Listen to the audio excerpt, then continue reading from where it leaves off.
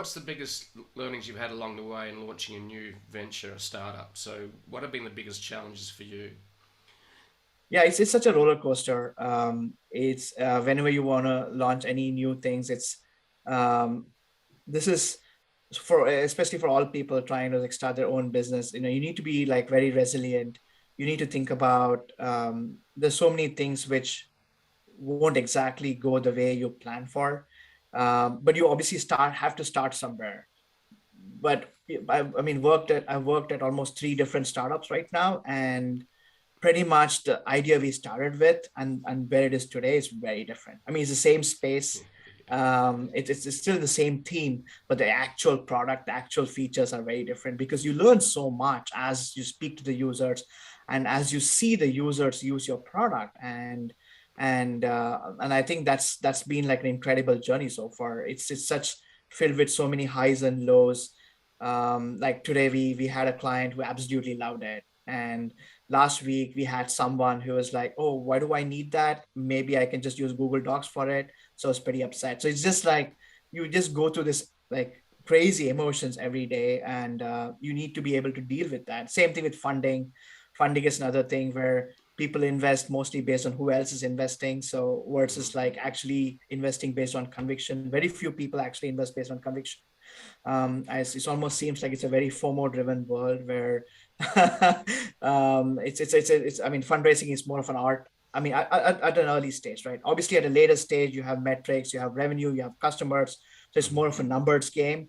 But at an early stage, it's more of like it's more of an art. Being able to tell your story and being able to paint the vision, and also paint a vision of how everyone is trying to invest in you. So I think so you that's all of these things, and then at the same time you're trying to recruit people and recruit a team and build more of like at least the first 10 people are like the ones who set your culture for a long time. So you're investing a lot of time in also like recruiting. So you're fundraising, you're recruiting, you're building the product, you're talking to users.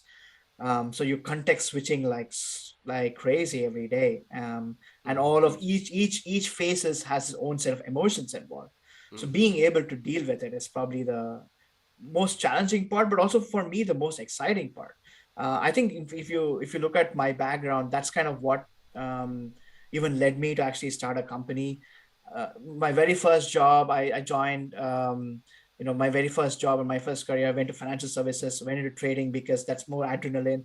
Like as a 24-year-old, I just wanted to get like this rush every day. So got into mm, trading, and then realized, okay, trading is not for me because you don't get to like make a tangible impact in people's lives. mm, And then I mean, but although I learned a ton because 2008 I was in Morgan Stanley in Times Square, and the building opposite to me for Lehman Brothers, and I could see the Lehman Brothers, like all the people who got let go, just walk out with the boxes, and then it mm, became Barclays, like the blue color building, and then people walk back in.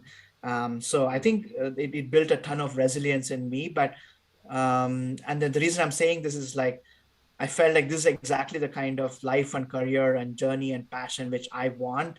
And eventually that led me to entrepreneurship because you face exactly the same emotions while building your own startup. I mean, whether it's a tech startup, whether it's your own business, its own small business, I think the emotions involved, the challenges involved are very much the same.